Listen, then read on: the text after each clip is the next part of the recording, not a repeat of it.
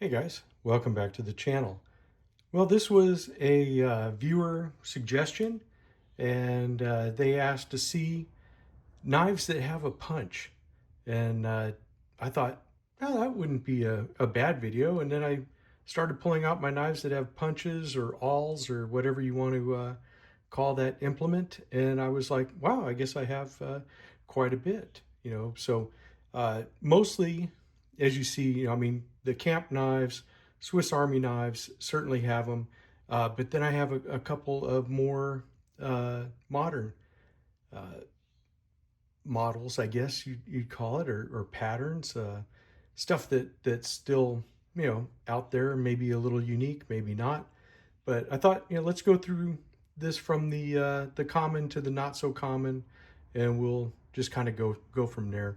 I mean, here is a standard camp knife. Now, most of my camp knives, I put danglers on them because I find that it's easier to hang up on your pocket and have this just dangling in your pocket.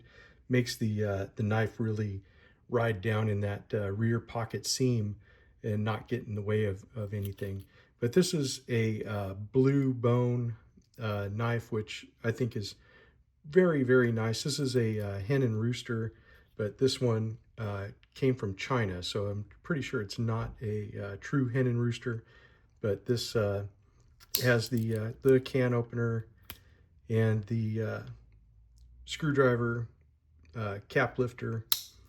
You get your main blade, and then the star of this video, you get your punch or your awl. This one is not very sharp, but the point on the end, this is always the thing, is can it pierce? Yes, this one can. You can see it has a little bit of a curve in there, but this part is not sharpened. Like if you were going to try to drill a hole, yeah, you could start it pretty well, but it'd probably take a lot more pressure, and you'd need to sharpen this edge up quite a bit to get it to go. So more, I guess, decorative, or just because it's part of the knife itself or that pattern. Here's an old Imperial Camp King with a cracked ice covers. I don't even know when this was made, probably back in the 50s or 60s. But you get the can opener and your screwdriver. This one's pretty stiff because it's pretty old. Needs to be oiled up. Really nice spear blade. Here is your tank stamp for anyone that wants to look at that and see when and where this one was made. And then, of course, you get your punch. Now, this one does have a sharper point, not so much of an edge on the backside. So, again, would pierce pretty good. Wouldn't really drill a hole very well. And this one is a Rough Rider. This was in their Tough Stag, the Delrin series, and this is a super big fat knife. I was no, I was expecting something more on the lines of that, and got this, and it's just crazy big. But you get the can opener, you get a really long screwdriver, cap lifter, if you like to back off your work any. Then you have the spear point, and then you have your punch back here. Now this one, the tip is very rounded over. So again, you could punch it in something. You can feel that it would grab. There is some edge on it up here, not so much down here, but this is a sewing awl if you wanted to make an emergency repair and I don't know, a sailboat sail or something like that. I don't know. It's pretty big. Or if you wanted to do some leather, I guess you could do that. This one just has a ring from one of the danglers. I needed to borrow a dangler, and so I pulled it off of this one. But this Rough Rider, I think they're still available. Let me see if I can get the number off of the blade. This is the RR 2371 for this one. And so very, very wide, very huge knife. As you can see how much taller it is than a normal one. Well, here I'll even show you front on. You can see that the it's a beast in the pocket, that's for sure. It's one of those ones that you know, it's nice to have, but I don't think I would necessarily carry that one. Now here's a more traditional Camp King. You see them with the black covers all the time. And there you go. This one has the can opener logo on it. And there's your screwdriver cap lifter, your spear point blade, and then let's check out this punch. Now this one, it's still got some edge to it, not too much on the side. If it was a softwood or something, it would definitely go through there. But kind of a cool thing. Here is one of the GI camp knives. These were made by Marbles a little while ago, and CB Tactical sent me this one. So again, with the opening layer, your tools, your knife, and then you get the punch. And this one is totally rounded over on the edge. It does have a little bit of edge on it, but not much. You'd have to work on it to get it to be really good. So now we'll switch over to the Swiss Army knives. I won't open all of them up. You know, here's the electrician's knife from just my last video here from last week. And this one has really nice edge, and they do have a good point on the Victorinox models.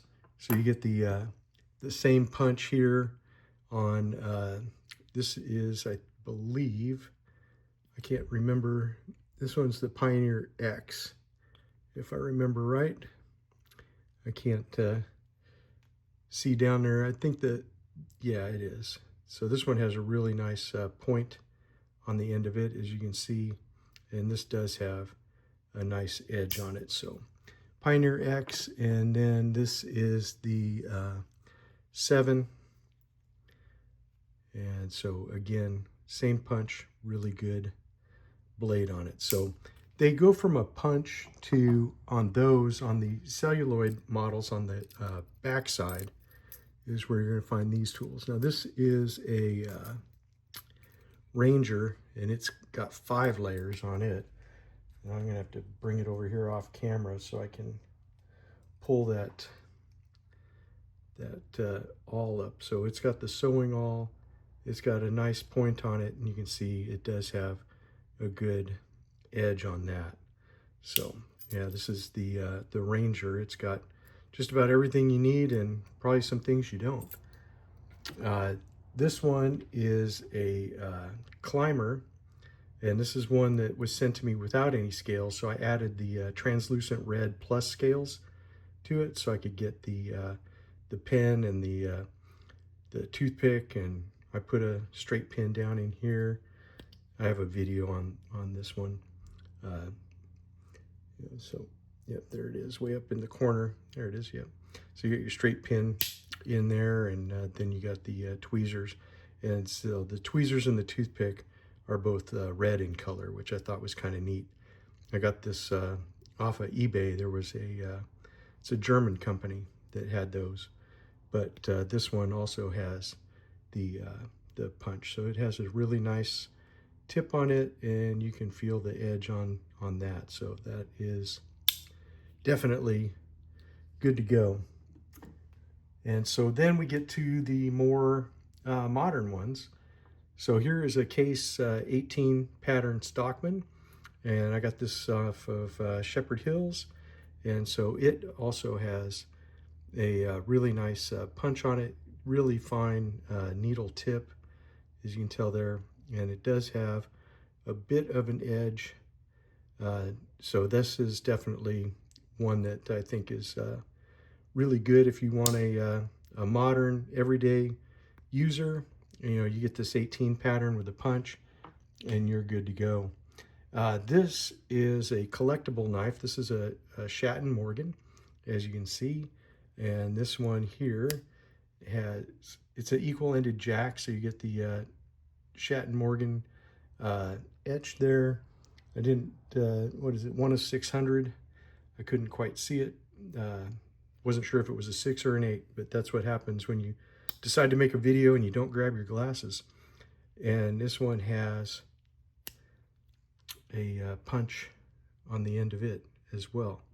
So this is an equal-ended harness jack, and you can feel it has a good edge and a good point on it. This is just a delightful knife. I love the bone handles on this.